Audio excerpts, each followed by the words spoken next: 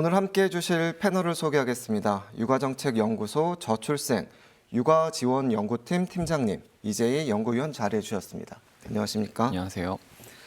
그리고 강원특별자치도 여성가족연구원 허목화 연구위원도 함께하겠습니다. 안녕하세요. 안녕하세요. 이 박사님, 현재 재직하고 계신 곳이 육아정책연구소인데 이곳이 좀 어떤 곳이고 또 박사님의 주요 연구 분야와 최근 연구 주제부터 좀 말씀 좀 해주시겠어요? 네, 아마 처음 들어보신 시청자분들도 꽤 되실 텐데 육아정책연구소는 국무총실 산하 국책연구기관입니다. 네. 주로 취약 전 영유아 시기 아동 돌봄과 관련된 지원 연구, 네. 그리고 유치원 어린이집 관련된 연구를 수행하고 있고요. 또 육아휴직과 육아지원제도 전반적으로 연구를 하고 있습니다. 저는 그중에 육아 인프라, 즉 얼마나 나라에서 유치원 어린이집을 적절하게 공급해야 되는지, 분포를 어떻게 해야 되는지와 관련된 연구를 수행하기도 했고요. 최근에는 임신 출산과 관련된 여러 인프라, 특히 이제 산후조리원, 소아청소년과 관련된 정책 개선 연구도 꾸준히 진행하고 있습니다. 예. 허 연구위원님은 여성가족연구원에서 일하고 계시잖아요. 네. 마찬가지로 여성가족연구원이 좀 어떤 곳이고 또 최근 연구 주제 좀 어떤 걸 좀 하고 계신지 말씀 좀 해주시죠. 저희 여성가족연구원은 강원특별자치도 산하 연구기관으로 여성가족 복지 정책을 연구하는 기관입니다. 저는 주로 양성평등 정책과 관련된 분야를 연구를 하고 있고요. 작년에는 청년들 대상으로 일결혼 출산조사를 실시를 했고 또 출산 육아 정책의 사각지대라고 할 수 있는 자영업자랑 프리랜서와 관련된 정책 연구를 했습니다. 그리고 올해에는 청년 정책 기본계획 연구랑 그다음 이생활균형 실태조사 연구를 진행할 계획입니다. 예.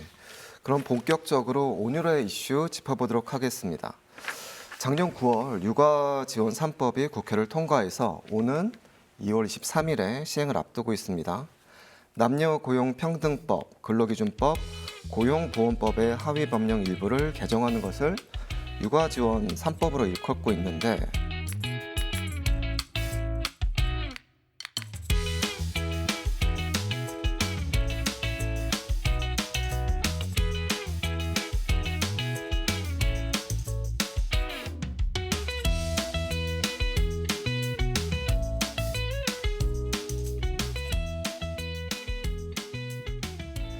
개정안에는 임신기 근로시간 단축의 사용기한 확대, 난임치료 휴가 연장, 배우자 출산 휴가 확대, 육아휴직 급여 상한액 인상 이런 내용들이 좀 포함되어 있어요.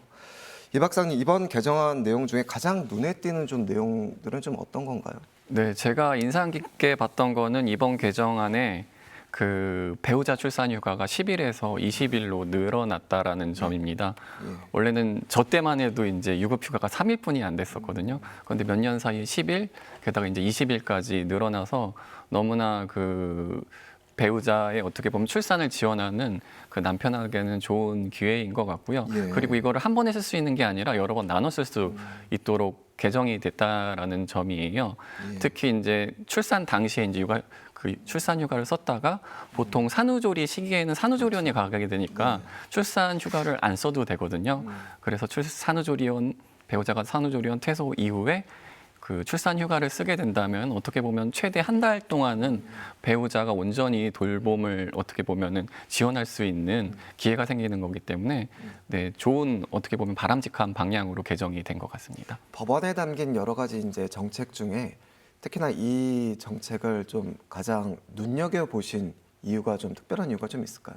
일단은 제가 그 3일분이 유급휴가를 못 쓰기도 했고요. 특히 이제 좀 이따가 이제 계속 논의되겠지만 남성의 그 출산에 대한 지원 이런 부분들이 이런 기회를 통해서 좀 더 어떻게 보면 확대될 수 있을 것 같다라고 생각해서 이 부분을 좀 인상 깊게 봤습니다. 예. 우리 허 연구원님은 좀 어떻게 보십니까? 네, 제가 법안 내용에서 가장 좀 눈에 띄는 내용들 말씀 좀 해주시죠. 네, 제가 가장 주목한 거는 육아휴직 급여의 확대인데요. 기존에 150만 원에서 250만 원으로 상향되었습니다. 네. 사실 이제 기존에 남성들의 육아휴직 참여율이 굉장히 저조했던 이유의 원인 중에 하나로 지적된 게 낮은 소득 대체율이거든요. 근데 이제 250만 원까지 상향되면서 남성의 육아 참여가 조금 더 증가하지 않을까 좀 기대되는 측면이 있습니다.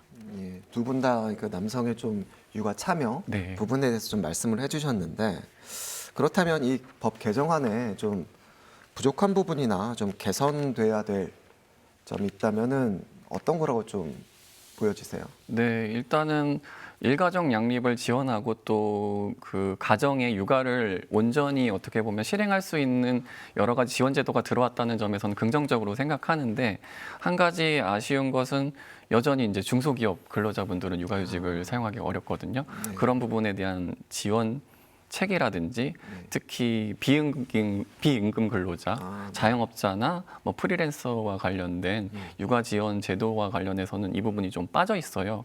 원래는 이제 저출산 고령사회위원회에서 육아 지원 제도 3법을 개정한 이후에 이제 원래는 초점을 비임금 근로자 그 지원 확대로 초점을 맞췄는데 이번에 이제 국정 상황 변동으로 인해서 이 부분의 추진 동력이 좀 상실됐다라는 게 좀 많이 아쉽습니다.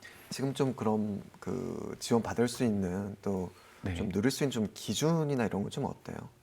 기준은 괜찮은 것 같긴 한데 여전히 이제 중소기업에서는 대체 인력 구하기가 어려운 것이 사실이거든요. 그러니까 법적으로 보장이 돼 있는데 네, 그걸 제대로 현실적으로 좀 쓸 수 없다는 좀 말씀이신가요? 네, 작동이 잘 현장에서 되지 않는 어려운 점이 있습니다. 예. 네. 오늘 허 연구위원님 좀 어떻게 좀 보십니까? 좀 보완해야 될 부분, 좀 개선해야 될 부분. 네, 저도 있다면요. 반복적인 이야기인데 제가 이제 작년에 그 출산 육아 정책의 좀 제도적인 사각지대라고 할 수 있는 프리랜서랑 자영업자의 연구를 진행을 했었는데요. 사실 저희가 육아휴직 급여의 재원이 그 고용보험을 기반으로 그렇죠. 하고 있기 때문에 현실적으로 자영업자나 프리랜서한테 어떤 육아휴직을 준다라는 것에 대해서 굉장히 국민적인 저항이 있을 수도 있고요. 그런 부분들에 대한 부분이 있긴 하지만 실제 제가 만난 여성들을 보면은 이분들이 자영업자나 프리랜서를 선택하게 된 것도 결국에는 공적인 돌봄의 부재 때문인 경우가 굉장히 많거든요. 아이를 어디 맡길 데가 없어서 조금 더 시간이 자유로운 그런 곳을 선택을 하는데 이분들이 아예 그냥 그 일을 그만두거나 경력 단절이 될 수밖에 없는 현실을 고려를 할 때 좀 더 적극적으로 정책이 좀 설계가 될 필요가 있다고 생각이 들어요.